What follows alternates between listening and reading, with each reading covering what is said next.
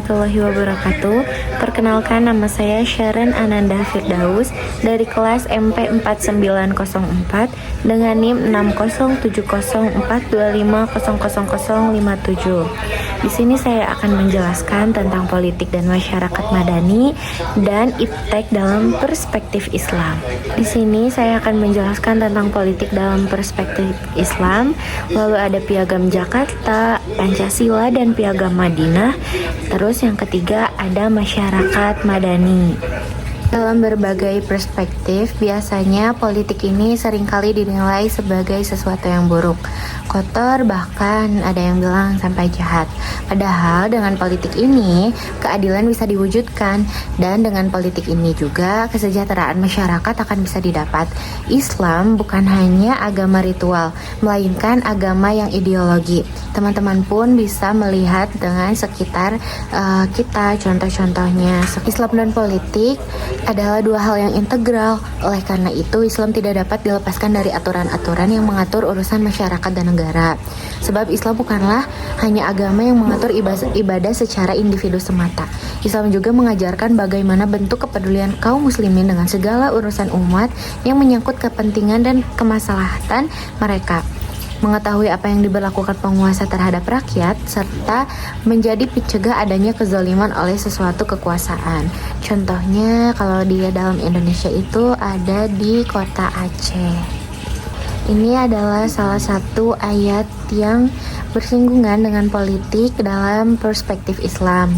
Ada di sini, dan artinya barang siapa di pagi hari perhatiannya kepada selain Allah, maka Allah akan berlepas dari orang itu. Barang siapa yang tidak bertakwa kepada Allah, maka ia tidak akan mendapatkan apapun dari Allah. Dan barang siapa di pagi hari tidak memperhatikan kepentingan kaum muslimin, maka ia tidak termasuk golongan mereka atau kaum muslimin.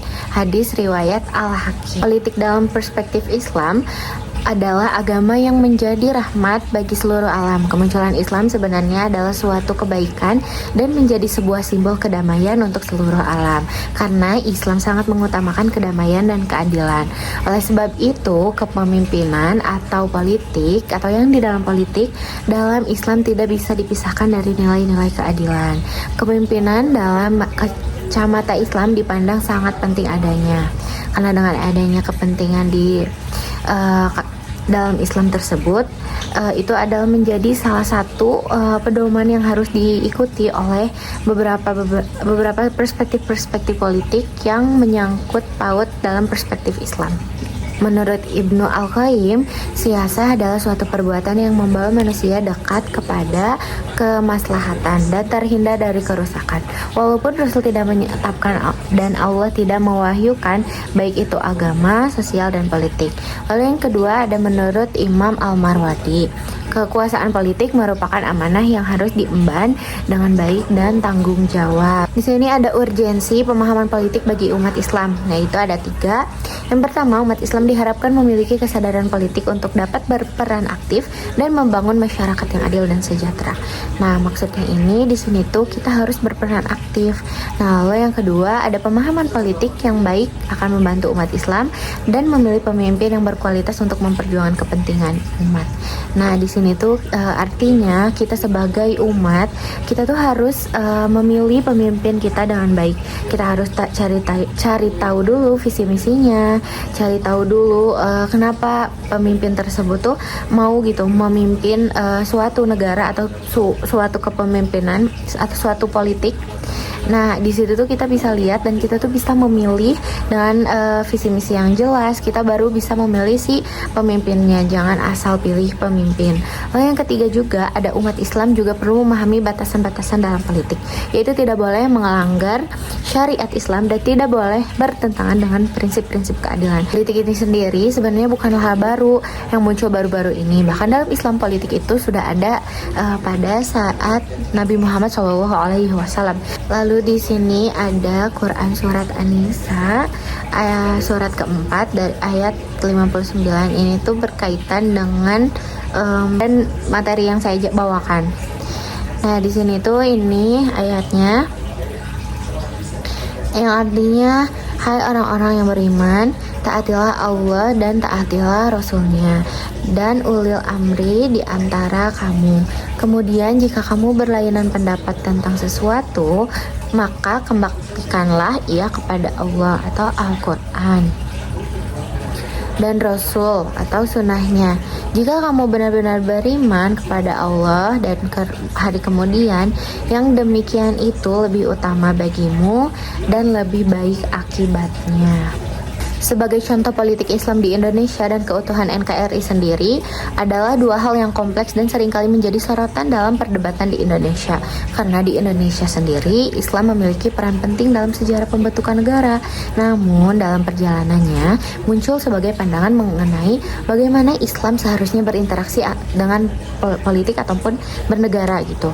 Untuk menjaga keseimbangan antara kepentingan agama dan menjaga keutuhan bangsa serta menghindari ekstremisme yang dapat memecah belah, Islam memiliki andil besar dalam perjuangan kemerdekaan Indonesia dan perumusan dasar negara. Beberapa tokoh Islam bahkan mengusulkan konsep negara Islam, namun pada akhirnya Pancasila disepakati sebagai dasar negara. Pancasila sebagai ideologi negara dianggap sebagai hasil kompromi dan kesepakatan bersama. Nilai-nilai Pancasila ini juga sejalan dengan nilai-nilai Islam, seperti ketuhanan yang Maha Esa, kemanusiaan, persatuan, kerakyatan, dan keadilan. Lalu ini ada pembahasan kedua, yaitu tentang Piagam Jakarta, Pancasila, dan Piagam Madinah.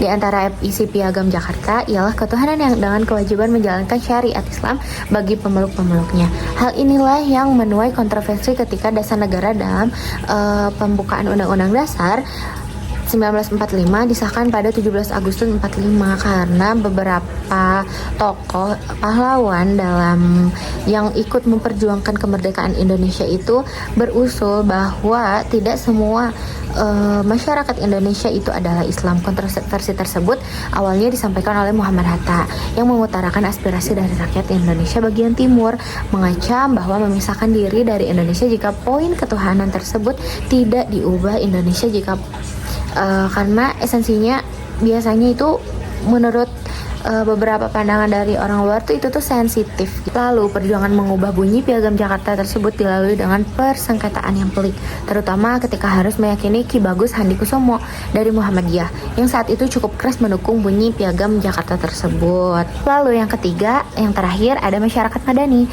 Masyarakat madani ini dapat diartikan sebagai suatu masyarakat yang beradab dalam membangun, menjalani, dan memaknai kehidupannya. Masyarakat madani sejatinya bukanlah konsep yang eksklusif dan dipandang sebagai teori kuno.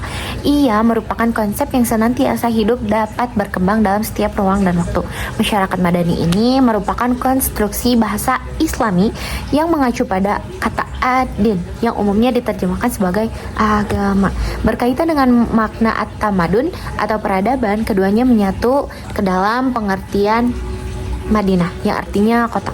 Dengan demikian, maka terjemahan masyarakat madani mengandung tiga hal, yakni agama, peradaan, dan perkotaan. Di sini, agama sumber peradaban adalah prosesnya dan masyarakat kota adalah hasilnya.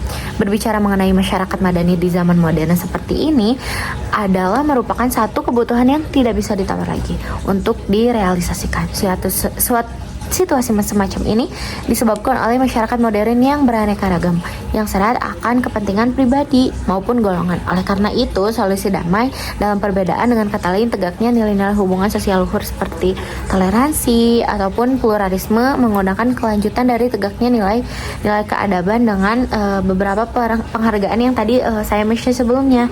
Kesediaan memandang yang lain dengan penghargaan betapapun perbedaan yang ada tanpa saling memaksakan kehendak pendapat atau pandangan diri sendiri. Jadi kesimpulannya adalah politik yang stabil menciptakan kepastian hukum dan lingkungan yang kondusif bagi pertumbuhan ekonomi dan investasi yang pada gilirannya meningkatkan kesejahteraan pemerintah yang berkomitmen pada politik kesejahteraan akan memberikan akses dan peluang bagi warganya termasuk dalam pendidikan dan kesehatan sehingga meningkatkan kualitas hidup. Lanjut, ada pembahasan yang kedua yaitu iptek dalam perspektif Islam.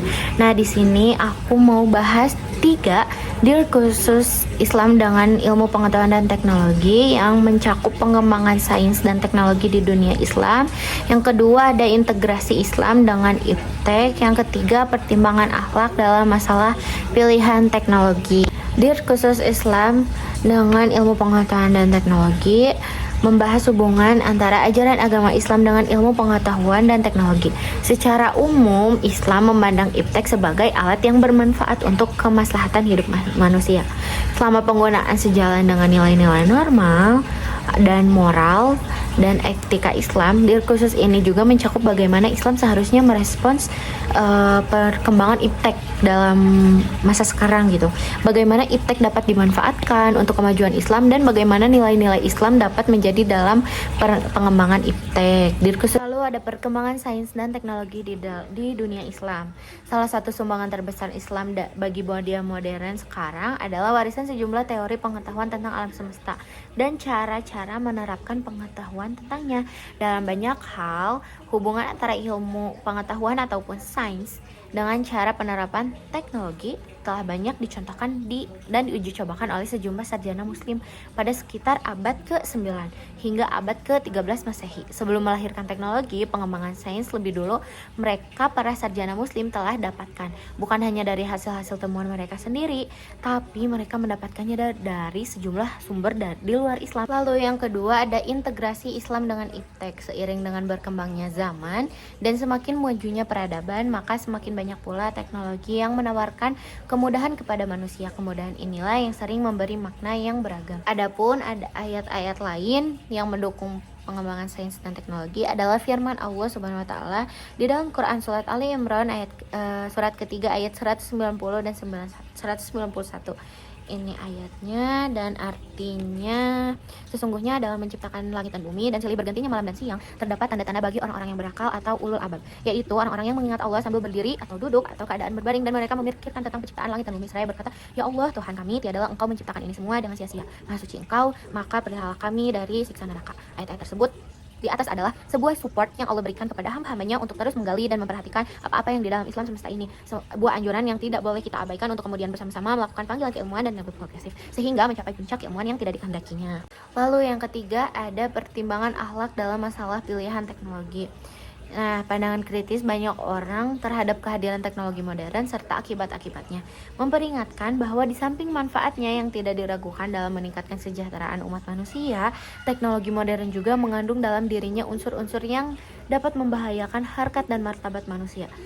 Dari semua penjelasan di atas, nyata sekali bahwa di samping adanya semacam determinisme teknologi yang namun tetap faktor the man behind the gun ikut memegang peran amat menentukan dalam menjadi teknologi bermanfaat atau bermudarat. Dan siapa the man itu? Jika itu tidak hakikat yang diwujudkan melalui amal-amal perbuatan yang dilakukan berdasarkan dorongan batinnya, istilah man behind the gun atau orang di balik senjata dalam konteks kemajuan iptek adalah menekankan bahwa keberhasilan atau dampak dari teknologi tidak hanya ditentukan oleh teknologi itu sendiri, tetapi juga oleh orang-orang yang menggunakan dan mengelola teknologi tersebut. Nah, kesimpulan yang kedua ini adalah a gun in the hands of a wise person can create peace, while the same gun in the hands of wicked person only becomes a disaster. So it's not a gun, but the man behind the gun. Senjata di tangan orang bijak bisa menciptakan perdamaian. Senjata yang sama di tangan orang yang jahat hanya menjadi musibah. Jadi bukan senjatanya, tetapi orang di balik senjatanya. Terima kasih, itu saja penjelasan dari saya tentang dua pemahaman. Yang pertama ada iptek dalam perspektif Islam, yang kedua tentang piagam Jakarta, piagam Madinah dan Madani. Mohon maaf jika ada kekurangan. Wassalamualaikum warahmatullahi wabarakatuh.